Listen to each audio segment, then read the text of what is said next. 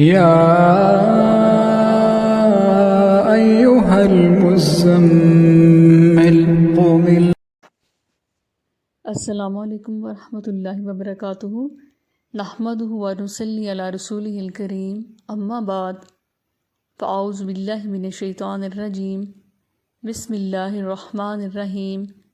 ربی اشرح لی صدری ویسر لی امری واحلل عقدۃ من لسانی یفقہوا قولی۔ آج کا جو لیسن ہے وہ ہے سورۃ بقرہ کی آیت نمبر 23۔ اس کو آج ہم دیکھیں گے اور اس کا ترجمہ اور کچھ ڈیٹیل کرتے ہیں۔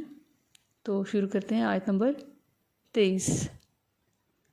وَإِن كُنتُمْ، اور اگر ہو تم، فی ریب، کسی شک میں، مما، اس سے جو، نزلنا، نازل کیا ہم نے، علی عبدنا، اپنے بندے پر، فاتو، پس لے آؤ، بصورت، کوئی صورت، من مثلہ، اس جیسی، ودعو، اور بلا لو، شہداءکم، اپنے گواہوں کو، من دون اللہ، سوائے اللہ کے، ان کنتم، اگر ہو تم، صادقین، سچے۔ تو آیت نمبر 23 میں اللہ تعالیٰ نے چیلنج کیا ہے ایسے لوگوں کو جن کو قرآن پاک پر شک ہوتا ہے، وہ اس کی سچائی کو جو لوگ نہیں مانتے، ان کے لیے چیلنج ہے اس آیت میں۔ قرآن جو ہے وہ اصل میں دعویٰ نبوت ہے، اور اگر کوئی شک ہو، کیونکہ اہل عرب کہتے تھے کہ نبی پاک نے یہ جو کتاب ہے قرآن پاک، یہ خود ہی بنا لی ہے، خود ہی اس کو گھڑ لیا ہے۔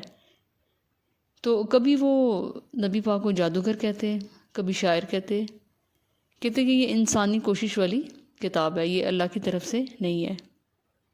تو یہ آیت جو ہے وہ چیلنج ہے، اور آج تک کے لوگوں کے لیے جو بھی تذبذب میں ہیں۔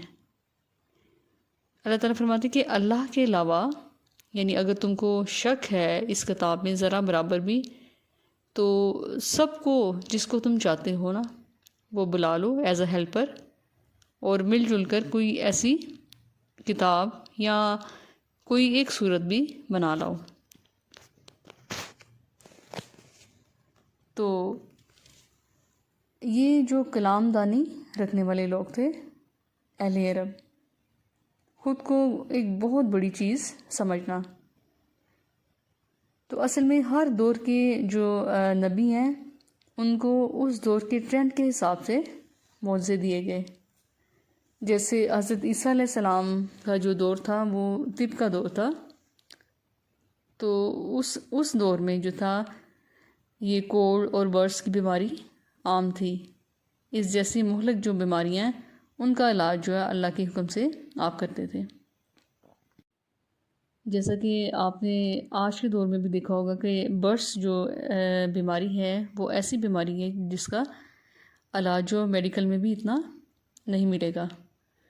تو حضرت عیسیٰ کو یہ معجزہ دیا گیا کہ ان بیماریوں کا وہ علاج جو تھے اللہ تعالیٰ کے حکم سے کرتے تھے۔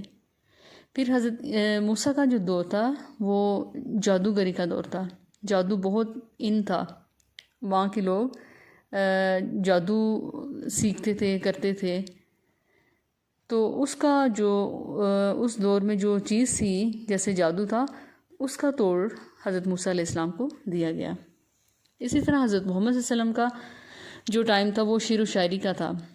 آپ کے دور میں شعر و شاعری جو تھی وہ عروج پر تھی، تو پھر ایسا کلام نازل کر دیا اللہ تعالیٰ نے کہ یہ لوگ بھی عاجز آ گئے۔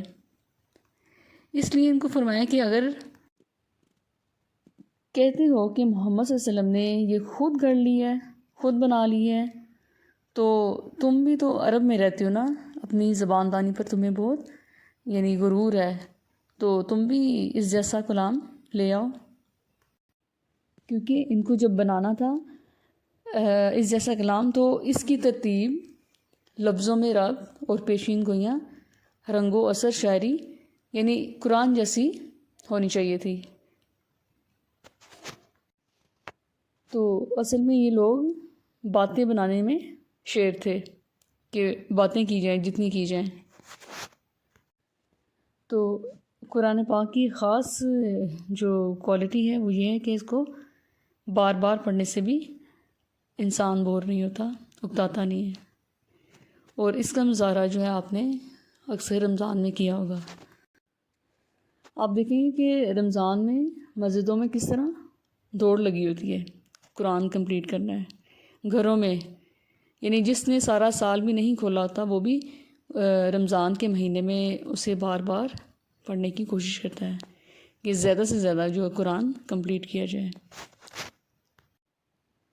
اور قرآن کے علاوہ جو عام کہانیاں، ڈراموں کی جو بکس ہوتی ہیں، افسانے، وہ آپ دیکھیں کہ صرف ایک ہی بار آپ پڑھ کر دل بھر جائے گا، انسان جو ہے وہ اکتا جائے گا، بور فیل کرے گا۔